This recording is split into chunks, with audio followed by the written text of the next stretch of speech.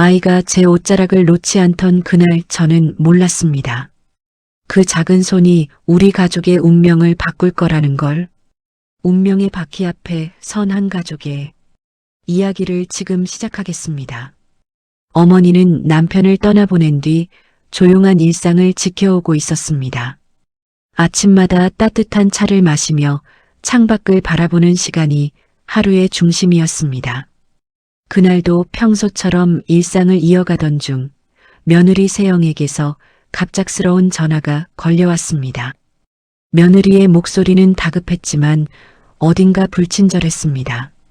어머니는 그 말투에서 작은 불편함을 느꼈습니다. 세영은 자세한 설명보다 부탁을 먼저 꺼냈습니다. 아이를 봐줄 수 있냐는 말이었습니다. 어머니는 잠시 망설였지만 손주를 떠올리면 자연스럽게 미소가 떠올랐습니다. 외로운 집에 아이의 웃음소리가 들리는 것만으로도 위로가 될 거라 생각했습니다. 얼마 지나지 않아 세영이 아이를 데려왔습니다. 현관에 서 있는 며느리는 바쁜 표정이었고 어머니가 준비해둔 따뜻한 차에는 눈길조차 주지 않았습니다. 아이만 어머니 품에 맡기고 급히 돌아섰습니다. 어머니는 조금 놀랐지만 애써 이해하려 했습니다. 그날 하루는 손주를 따라다니며 정신없이 지나갔습니다. 아이는 집안을 뛰어다니고 울기도 했지만 어머니는 아이를 달래며 천천히 리듬을 맞춰갔습니다. 처음이라 조금 힘들었지만 손주가 웃을 때마다 마음이 따뜻해졌습니다. 그러나 다음 날 며느리는 부탁이라는 말 대신 당연하다는 태도로 아이를 맡겼습니다. 출근 준비가 바쁘다며 간단한 설명도 하지 않았습니다. 오늘도 좀 봐주세요. 회사가 정신이 없어요. 어머니는 며칠 동안 계속 아이를 맡게 되었습니다. 아침에 오던 며느리는 아이를 건네며 바쁘다는 말만 반복했습니다. 아이는 하루 종일 어머니 곁을 떠나지 않았습니다. 밥을 먹이고 잠을 재우고 집안일을 하다 보면 어느새 또 하루가 지나갔습니다. 아들 민수도 퇴근 후 어머니에게 미안한 얼굴로 말했습니다. 엄마 세영이가 회사가 요즘 많이 힘들대. 조금만 도와주세요. 너희 힘든 건 알지 걱정 말아라. 어머니는 작은 한숨을 삼켰습니다. 도와주고 싶었지만 몸은 점점 피로해졌습니다. 하지만 손주를 생각하면 거절하기 어려웠습니다. 아이를 안고 달래는 순간마다 자신이 누군가에게 여전히 필요한 사람이라는 느낌이 위안이 되었습니다. 그러나 이 작은 시작이 앞으로 큰 문제로 번질 거라 어머니는 아직 알지 못했습니다. 며느리의 부탁이 단순한 도움인지 아니면 더 깊은 의도가 있는지는 그때는 상상조차 하지 못했습니다. 어머니는 며칠째 이어진 돌봄에 피로가 깊게 쌓이고 있었습니다. 아이는 작은 소리에도 예민하게 반응했고 이유를 알 수 없는 울음을 반복했습니다. 아이는 혼자 있을 때보다 어머니 품에 안겨 있을 때 더 안정된 듯 보였습니다. 작은 손으로 어머니 옷깃을 꼭 잡고 놓지 않았습니다. 어느 날 밤 아이가 거실에서 잠든 채 떨고 있었습니다. 어머니는 아이의 축축한 머리카락을 닦아주며 이불을 고쳐 덮었습니다. 그때 아이가 잠결에 낮은 목소리로 내뱉었습니다. 할머니는 술 냄새 안 나서 좋아. 그 말은 분명 아이의 속마음이었습니다. 어린아이의 혼잣말은 꾸밈이 없었습니다. 어머니는 잠시 손길을 멈춘 채 아이의 얼굴을 바라봤습니다. 아이는 작은 몸을 웅크린 채 어딘가에 쫓기듯 잠들어 있었습니다. 다음 날 아침 며느리 세영이 현관문을 열고 들어왔습니다. 표정은 늘 바빴고 아이를 보는 눈빛에는 따뜻함이 없었습니다. 어머니는 조심스레 말을 꺼냈습니다. 얘가 많이 힘들어 보인다. 밤에도 한참 울더라. 세영은 어머니 말을 흘려듣듯 짧게 답했습니다. 애가 원래 예민해요. 어머님이 너무 신경 쓰시는 거죠. 세영의 무심한 태도는 오래된 벽처럼 단단했습니다. 아이는 세영 앞에 서자마자 어깨를 움찔하며 숨었습니다. 작은 발이 뒤로 물러났고 눈에 두려움이 스쳤습니다. 어머니는 그 모습을 보고 마음이 깊게 무너졌습니다. 세영은 아이를 안아 올리는 대신 가방만 내려놓고 말했습니다. 오늘도 좀 부탁드릴게요. 회식이 길어질 것 같아서요. 어머니는 당황한 표정을 감추지 못했습니다. 오늘도 세영은 대수롭지 않게 고개를 끄덕였습니다. 네, 어쩔 수 없어요. 저도 제 생활이 있잖아요. 다 좋으려고 이러는 거니까 이해 좀 해주세요. 어머니는 한순간 말을 잇지 못했습니다. 아이는 어머니 뒤에 숨어 세영을 피하고 있었습니다. 단순한 낯가림이 아니라 두려움에서 비롯된 행동처럼 보였습니다. 어머니는 아이를 무릎에 앉히고 천천히 등을 두드렸습니다.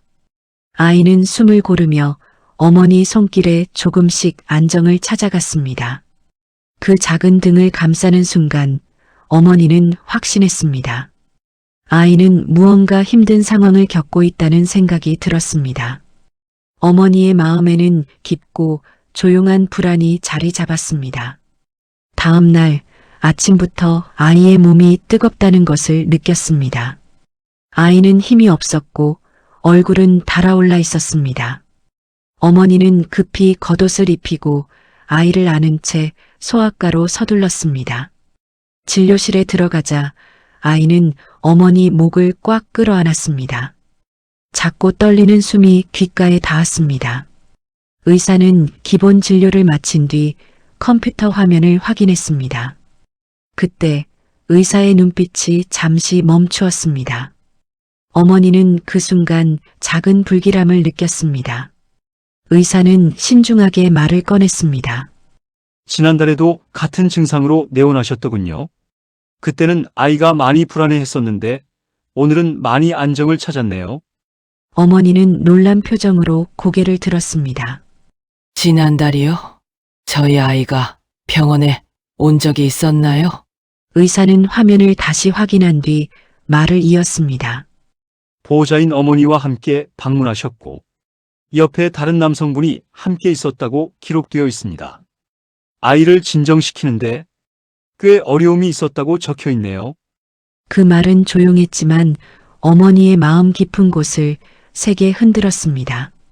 다른 남자. 그 단어가 선명하게 남았습니다. 며칠 동안 아이가 보였던 예민한 반응들이 떠올랐습니다. 낯선 사람이 오면 숨고 며느리 앞에서는 몸을 움츠리고 밤마다 울며 깨던 모습들. 단순한 예민함이 아니라는 확신이 생겼습니다. 진료를 마친 어머니는 대기석에 앉아 아이를 안았습니다. 할머니 병원 싫어. 그 아저씨도 무서워. 어머니는 아이 등을 천천히 쓸어내렸습니다. 짧은 말이었지만 아이의 두려움은 분명했습니다. 병원을 나서는 길 찬바람이 어머니 얼굴을 스쳤습니다. 며느리는 무언가를 숨기고 있으며 그 비밀은 아이의 두려움과 깊게 닿아 있다는 사실이었습니다. 집에 도착한 어머니는 아이를 재우고 깊은 숨을 내쉬었습니다. 병원에서 들은 이야기를 어떻게 며느리에게 전해야 할지 고민이 되었습니다. 아이의 얼굴을 한번 바라본 뒤 전화를 걸었습니다. 몇 번의 신호음 끝에 며느리가 전화를 받았습니다. 목소리에는 이미 예민함이 묻어 있었습니다. 어머니는 조심스럽게 말을 시작했습니다. 오늘 병원에서 지난달에도 왔다고 하더라. 그때 너하고 다른 남자가. 그러자 며느리의 목소리가 날카롭게 튀어나왔습니다. 병원에서 왜 그런 얘기를 어머님한테 해요? 세영의 목소리에는 분명한 불안과 공격성이 섞여 있었습니다. 어머니가 다시 말하려 하자 며느리는 말을 끊었습니다. 아이 기록이 어머님이랑 무슨 상관인데요? 그냥 애만 좀 봐주시면 되는 거 아니에요? 그 태도는 감추고 싶은 것을 건드린 사람의 모습이었습니다. 얼마 뒤 현관문이 거칠게 열리며 며느리가 집으로 들어왔습니다. 굽 높은 신발을 벗어 던지듯 벗고 어머니 쪽으로 빠르게 걸어왔습니다. 병원에서 뭐라고 들은 거예요? 세영의 눈은 흔들리고 있었습니다. 어머니는 조용히 말했습니다. 지난달에 너랑 어떤 남자가 같이 왔다고 하더라. 그리고 아이가 그때 아주 힘들어했대. 그 순간 며느리의 표정이 굳었습니다. 눈빛은 흔들렸고 손끝에는 힘이 들어갔습니다. 그게 왜요? 누가 같이 간 게 뭐가 문제죠? 목소리는 높아졌지만 떨림을 숨기지 못했습니다. 어머니는 아이가 며느 곁에서 보였던 불안 반응을 떠올렸습니다. 아이한테 무슨 일이 있었던 건 아니겠지? 너만 보면 너무 겁을 내더라. 그러자 며느리는 고개를 돌리며 말했습니다. 저도 제 시간이 필요해요. 그래서 좀 맡아달라고 한 거잖아요. 왜 이렇게 별일도 아닌 일을 크게 만드세요? 아이의 불안보다 자신의 편의를 먼저 말하는 태도는 이미 오래전부터 책임에서 멀어져 있음을 보여주고 있었습니다. 어머니는 조용히 며느리를 바라봤습니다. 이제는 더 이상 가볍게 넘길 수 없는 문제였습니다. 어머니는 마음속에서 하나의 결심이 더 강하게 자리 잡는 것을 느꼈습니다. 저녁이 되자 집안은 조용했습니다. 아이는 약기운에 깊이 잠들어 있었고 어머니는 거실 한쪽에서 불안한 마음을 정리하려고 했습니다. 그때 현관문이 조심스레 열렸습니다. 아들 민수가 피곤한 얼굴로 들어왔습니다. 잠시 망설이다가 아들을 불렀습니다. 민수야, 오늘 병원에서 이상한 얘기를 들었다. 아들은 넥타이를 느슨하게 풀며 고개를 들었습니다. 무슨 얘기요? 어머니는 천천히 말을 꺼냈습니다. 지난달에도 아이가 같은 증세로 왔었다더라. 그때 너희 집 사람이 다른 남자하고 같이 왔다더구나. 아들은 그 말을 듣고 잠시 멈춰섰습니다. 얼굴에서 피가 가시는 듯했고 말없이 어머니 앞에 앉았습니다. 그의 손이 미세하게 떨렸습니다.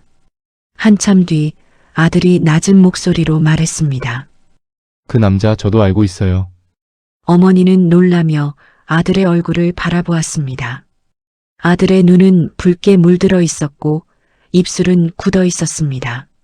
며칠 전에 그 남자한테 연락이 왔었어요.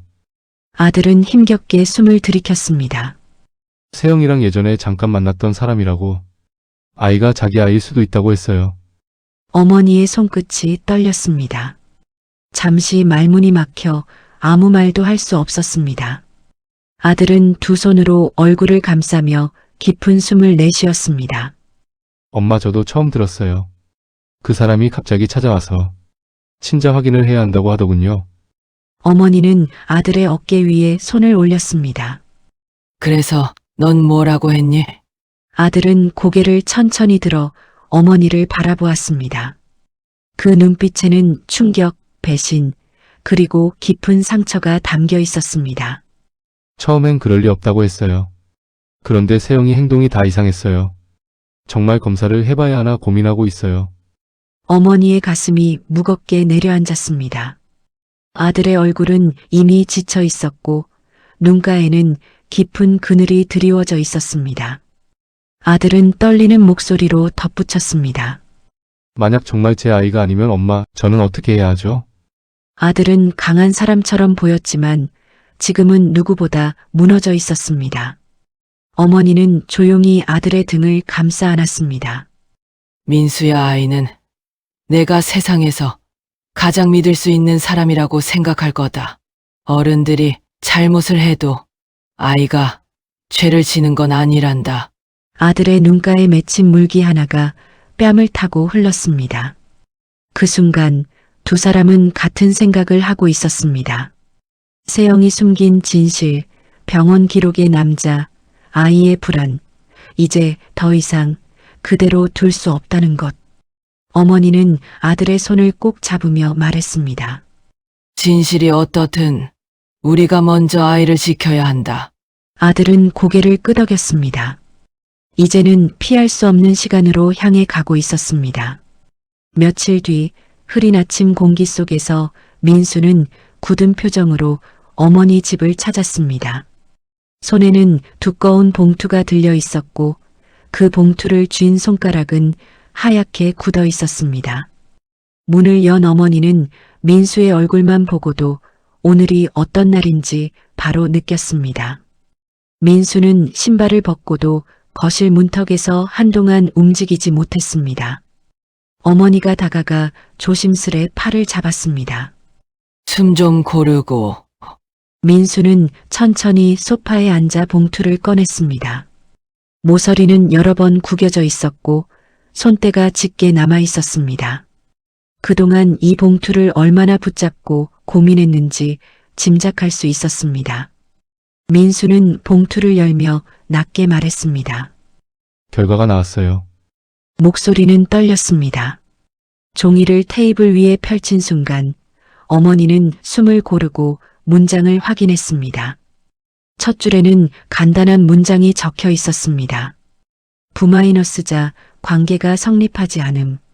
어머니의 손끝이 조용히 내려앉았습니다. 짧은 문장이었지만 그 무게는 너무 컸습니다. 민수는 손으로 이마를 짚으며 떨리는 숨을 내쉬었습니다. 예상은 했는데 막상 보니까 숨이 안 쉬어져요. 민수의 목소리는 이내 흐려졌고 눈가에는 금세 물기가 고였습니다. 어머니는 그의 어깨 위에 손을 올렸습니다. 너 잘못 아니다. 누구라도 흔들린다. 그러나 민수는 고개를 저었습니다. 엄마, 저는 그동안 아무 말도 못하고 그냥 버텼어요. 혹시나 정말 제 아이가 아니라고 할까봐 계속 무서웠어요. 그렇지만 도윤이는 제 아들이에요. 결국 민수의 눈물이 손등 위로 떨어졌습니다. 그 눈물은 긴 시간 혼자 견뎌온 마음의 무게처럼 보였습니다. 어머니는 결과지를 조심스럽게 접었습니다. 테이블에는 검사 의뢰서와 상담 기록, 그리고 민수가 썼다 지운 흔적이 남은 메모가 놓여 있었습니다. 그 글씨들 속에는 아이를 지켜야 한다. 민수의 고민이 희미하게 남아 있었습니다. 민수는 깊은 숨을 내쉬며 말했습니다. 오늘 엄마한테 말한 건 이제 혼자선 못 버티겠어서예요. 어머니는 민수의 손을 잡았습니다. 엄마는 네 편이란다. 이제부터는 같이 하자꾸나. 그 말은 단순한 위로가 아니라 앞으로 맞서야 할 현실 앞에서의 조용한 약속이었습니다. 세영이 감춰온 진실은 이제 더는 숨길 수 없었습니다. 어머니는 마음 깊은 곳에서 단단하게 굳어지는 결심을 느꼈습니다. 아들과 아이를 지키기 위한 시간이 이제 시작된 것이었습니다. 며느리 세영은 평소와 다름없이 아이를 맡기려 어머니 집을 찾아왔습니다. 현관문을 열고 들어오는 순간 어머니와 민수가 식탁에 나란히 앉아 있는 모습을 보고 발걸음을 멈췄습니다. 두 사람 사이에 놓인 서류 봉투가 세영의 시선을 붙잡았습니다. 평소에 태연한 표정은 온데간데없고 세영의 얼굴에는 묘한 긴장감이 떠올랐습니다. 세영은 억지로 밝은 표정을 지으며 말했습니다. 어머님, 오늘도 좀 부탁드릴게요. 제가 이리 그 순간 그 순간 민수가 자리에서 일어났습니다. 그의 손에는 친자 검사 결과가 들려 있었습니다. 세영아, 우리 얘기 좀 하자. 민수의 목소리는 단단했지만 한 줄기 떨림이 느껴졌습니다. 세영은 처음엔 모르는 척하며 웃었습니다. 지금 바빠. 나중에 이야기해. 나중에. 그러나 민수가 봉투를 열어 서류를 꺼내는 순간 세영의 표정이 굳었습니다. 눈동자가 빠르게 흔들렸고 두 손이 미세하게 떨렸습니다. 민수는 검사지를 내밀었습니다. 결과 나왔어. 세영의 입술이 굳어지며 작은 숨이 새어나왔습니다. 민수 씨 그건 오해. 변명은 이어지지 못했습니다. 민수는 흔들리는 눈빛으로 말했습니다. 왜 먼저 사실대로 말하지 않았어? 세영은 고개를 돌리며 자리에서 피하려 했지만 어머니가 조용히 입을 열었습니다. 세영아, 세영아, 도윤이가 많이 불안정해 보이는 게 걱정이구나. 애들도 눈치가 세영은 어머니의 말을 끊고 짜증 섞인 목소리로 외쳤습니다. 어머님이 무슨 상관이에요? 애는 제 애예요. 그러나 그 말은 곧바로 무너졌습니다. 민수가 테이블 위 다른 서류들을 하나씩 보여주었기 때문입니다. 아이의 불안 기록, 세영의 장기간 외박, 시어머니에게 반복적으로 떠넘긴 내역, 그리고 심지어 보육기관에서 남긴 상시 양육자 부재 기록까지. 민수는 숨을 돌리며 말했습니다. 내가 엄마한테 아이 맡긴 건 도와달라는 게 아니었어. 그냥 책임을 버린 거야. 세영은 입술을 깨물다가 갑자기 목소리를 높였습니다. 내가 얼마나 힘든지 알기나 해? 나도 살려면 어쩔 수 없었어. 하지만 그 외침은 이전처럼 힘을 갖지 못했습니다. 어머니는 세영의 흔들리는 모습을 조용히 바라보다 단단한 목소리로 말했습니다. 부모가 힘들다고 해서 아이를 버리면 안 된다. 세영의 얼굴이 무너졌습니다. 눈동자에 두려움이 스쳤습니다. 민수는 깊은 숨을 내쉬며 마지막 말을 전했습니다. 오늘 변호사 상담 받기로 했어. 아이 양육권 내가 가져올 거야. 세영은 마치 벼락을 맞은 듯 한 발 뒤로 물러났습니다.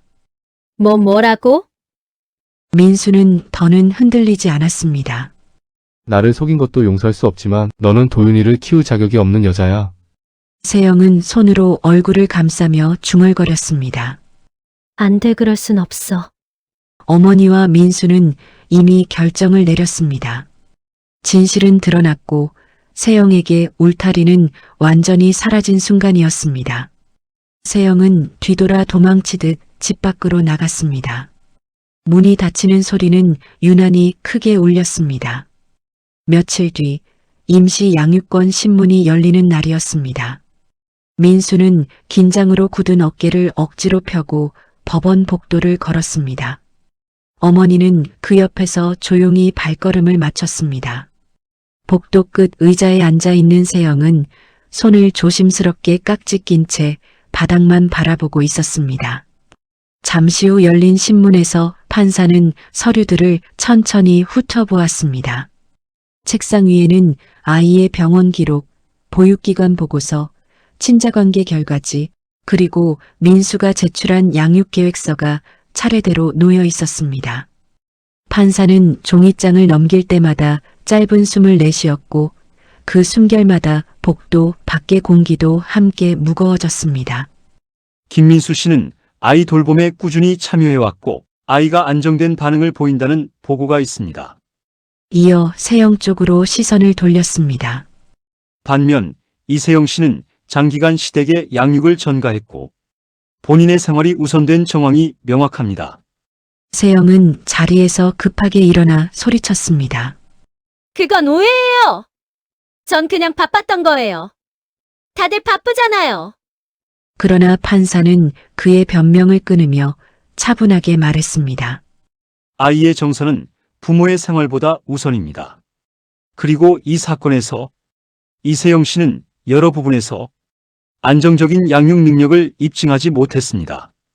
어머니는 조용히 두 손을 모으며 판사의 입술을 바라봤습니다. 따라서 임시 주양육자는 부 김민수 씨로 지정합니다. 세영의 어깨가 한순간에 내려앉았습니다. 안 돼. 이렇게 다 뺏길 순 없어. 그 목소리는 자신을 향한 변명처럼 힘없이 떨렸습니다. 법정을 나온 뒤 민수는 복도에서 깊은 숨을 내쉬었습니다. 그동안 버티고 버텨온 시간이 떠나가는 듯 했습니다. 어머니는 그런 아들의 등을 가만히 쓰다듬었습니다. 아이를 데리러 간 어린이집 앞에서 아이는 어머니와 민수를 보자마자 달려와 안겼습니다.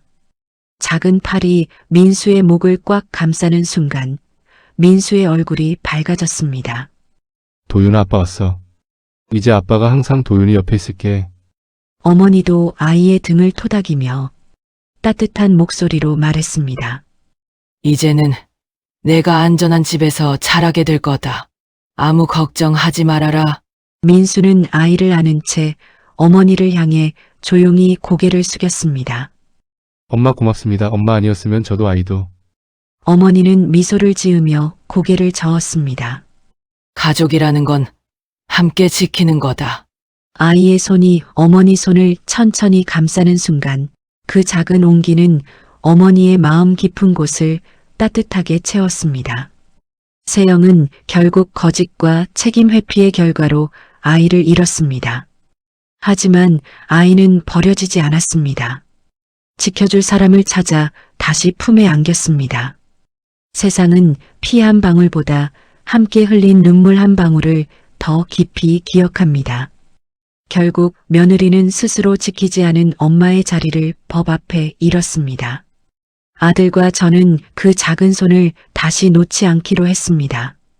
오늘 햇빛은 유난히 포근했습니다. 이제 정말 다시 시작입니다.